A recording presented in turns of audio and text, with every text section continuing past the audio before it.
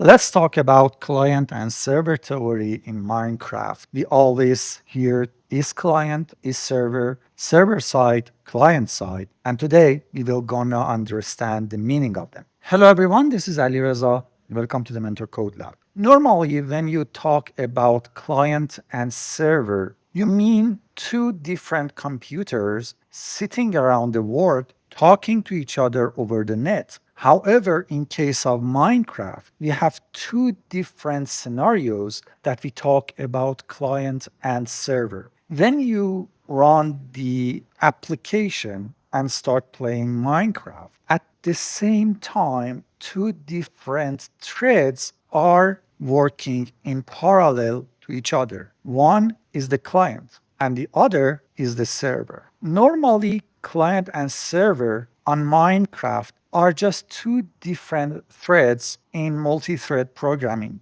However, there is a scenario that your game will reach and connect to another server over the net. So in this scenario, we will go back on the main concept of being client and server. Basically, your instance will become the client and the instance on the net will become server. In Minecraft's works, we call them realm. However, if this is not the case and you are not connecting to a realm, when you are playing single player, basically you are running two different threads on your own computer. One is the client thread and one is the server thread. Understanding the relation of these two are really important because some things are happening client side and some things are happening server side. For the client side, everything that is related to graphics, sound, and chat messages is being handled client side. On the server side, every logic of the game happens on the server side. For example, should be a creeper explode or a TNT explode? Where is your player is located at? Every part of the logic is happening server side. Everything that is not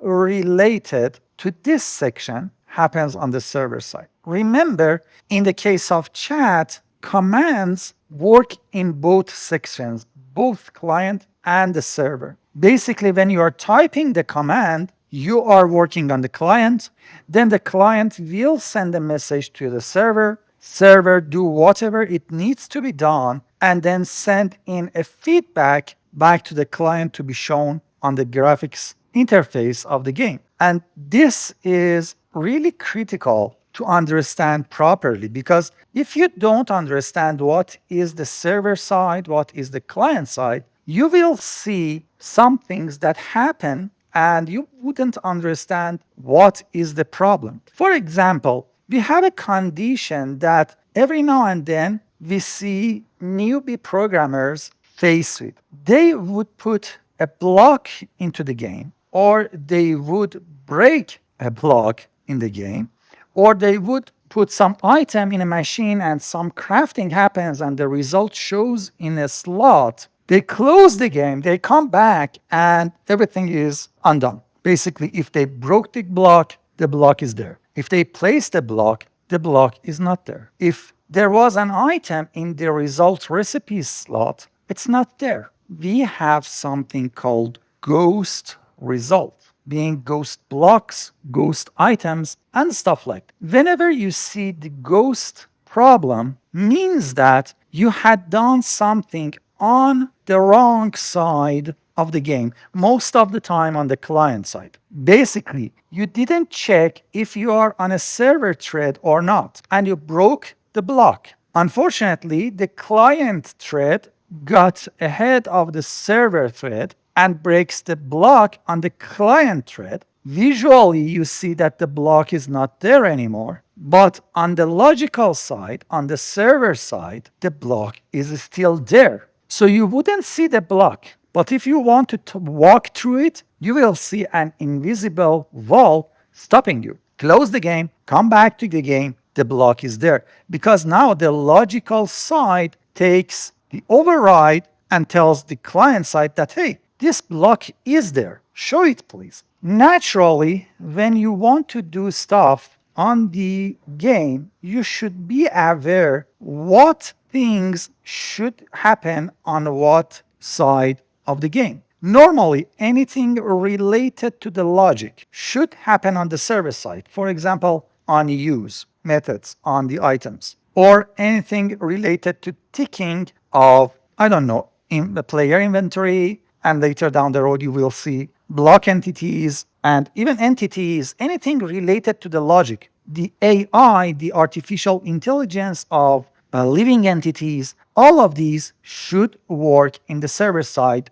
Also, recipe handling, crafting, energy handling, fluid handling, all of that should happen on the server side. On the client side, anything that you see on the screen, head up display, or anything that you see in inventories as graphic user interface, GUI, anything that's related to showing the chat, text messages, or stuff like playing sounds, all of these should happen on the client side. If you misdo the thread, either the game will crash or you will see ghost results. For example, doing the logical side on the client side will result on a ghost result. Trying to access anything related to graphics, HUD, sound, blah in the server side may cause your game to crash because the server doesn't understand anything about OpenGL.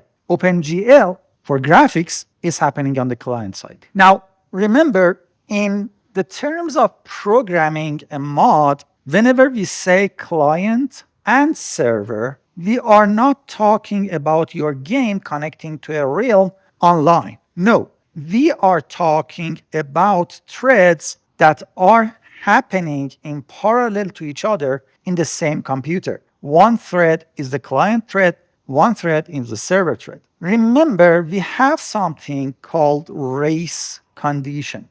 Think about a very special case that you would want to do a logical thing, but instead of doing one process on one CPU for, I don't know, 1 second, you prefer to break it into 10 sections and then send each one of them to a different part of processing unit on your computer. This is called multi-threading. Basically, you are doing something in parallel to each other. So instead of 1 second, in theory, it will happen in 0.1 second. However, we have something called race condition. Think about two different threads, thread number one and thread number two. If the thread number one needs some value as the result of operation of thread number two, this is where the race condition has a potential to happen. It totally depends on chance. Maybe the thread number two finishes faster than this section of thread number one that you need to the result. Everything works like charm, but in some cases, thread number one is working faster, gets to the point that it needs the result of thread number two, but thread number two is not done and the result is not ready to give back to thread number one. Here, we have a problem. Thread number one doesn't have the needed value to continue. Here, people that do multi-threading programming know how to lock the thread, sleep the thread, wait for the result, and stuff like that. But in Minecraft condition, you wouldn't see this race condition so often because honestly, the two threads on Minecraft are doing completely separate things and they are not related to each other that much. Basically, every functionality is happening on the server side. The server side is sending the result to the client side, and the client side is showing it on the monitor. When you type a command or chat, the client side will send it to the server side, and server side will do its thing. If it needs anything else, then it goes back and send a new command to the client, and the client will handle it. Now, this talking to each other happens with networking. Here, network is not related to two different computers on two different places talking on TCP IP protocol. No, here we are talking about communicating between two parallel threads. Okay. Now these two threads can happen on one computer, or server thread can be somewhere else. So networking is the concept of talking between client and server to each other. Basically, whenever server needs client to do something, it will send a packet of data from server to the client. And when client needs to inform server of something like a message being sent in chat room, again, it will prepare a packet of data and it will send this packet of data to the server. And that's it. Basically, the thing that happens is that, for example, we have a client here and we have the server on this side.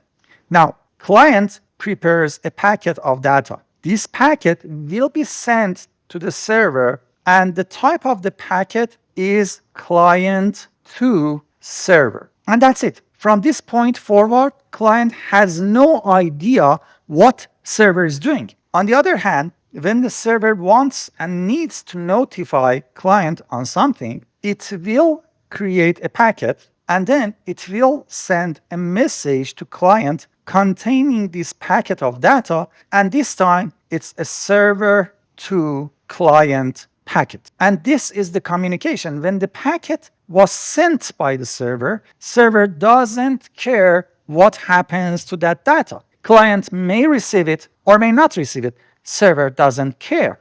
When client sends the data, it doesn't care. The server can receive it or may not receive it. Client doesn't care. So these are two completely separated threads that doesn't give or take results from each other directly. And this is why you wouldn't see race condition in Minecraft. However, remember that you need to prepare packets of data and send messages containing these packets of data from server to client or client to the server. And this is all the theory behind Minecraft's client and server. Now, every now and then, when we want to make something happen, we need to check if we are on the client side or if we are on the server side. For example, let's say that we want to do a logical thing. Logic should happen on the server side. This is why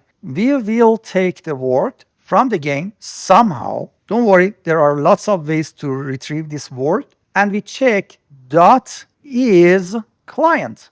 This is a method that returns true or false. And if it's true, then we know that we are on the client side. And if it's true and we want to do something on the server side, we just return. We don't do anything because the next iteration of the same method and same class will happen on the server side. And this method will return false. And we know that we are on the server side, so we can easily handle whatever we want to do. For example, if we want to break a block on the tick method, so we check if the word is client side. Remember, client will do the tick and the server will do the tick. However, we don't know which one will happen first. So we check, is it on the client side? If yes, we don't have anything to do, return. When the server starts doing the same tick method, then this will return false. So we will continue and we'll break the block and everything will work like charm.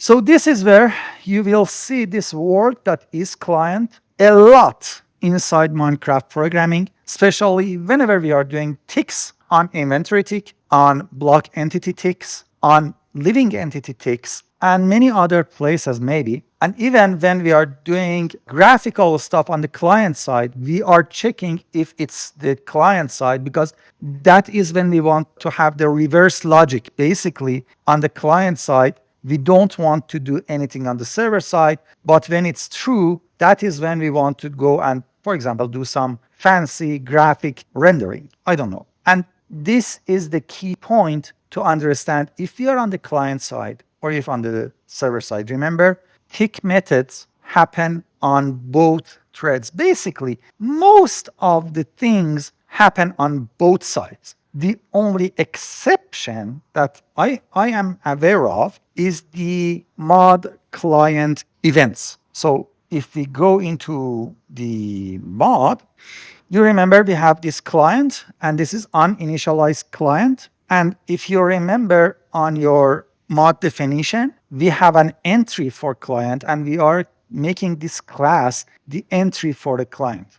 This is exception. Here we are sure that everything is happening on client side. That is why you had seen me typing in the first videos this server to client packet here on the client side. And that is the reason we are sure that here we are on the client side and not the server side. On the other hand, on the main, if I move it up, you see that we are registering the client to server packages here because uninitialize is on the server side. And that is why you see we have registered client to server packets here. And everything that happens here is on the server side. So basically, we have two different things here, don't we? One, the main entry that is on the server side, and second, the client entry that is on the client side. And that is why we can safely register our messages for the network